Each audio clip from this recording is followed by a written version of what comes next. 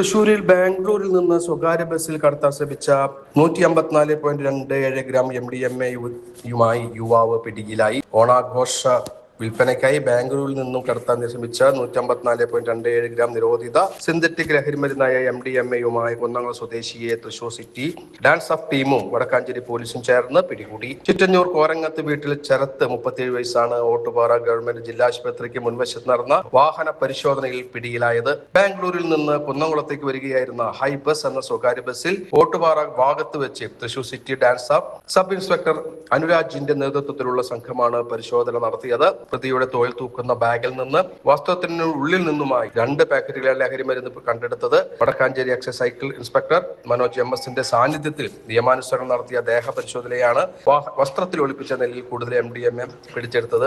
ഓണാഘോഷ സമയത്ത് വിതരണം ചെയ്യുന്നതിനായി എത്തിച്ച മയക്കമരുന്നാണിതെന്ന് അന്വേഷണത്തിൽ വ്യക്തമായിട്ടുണ്ട്. സംഭവത്തിൽ Vadakkancheri police inspector Muraleedharan VS case register ചെയ്ത് അന്വേഷണം ആരംഭിച്ചു. ഓട്ടുപാറയിൽ ബാംഗ്ലൂർ ബസ്സിൽ തപ്പൽ 154.27 ഗ്രാം MDMA-യുമായി യുവാവ് പിടിയിൽ. കുന്നംകുളം സ്വദേശി ശരത്ത് വലയിലായി.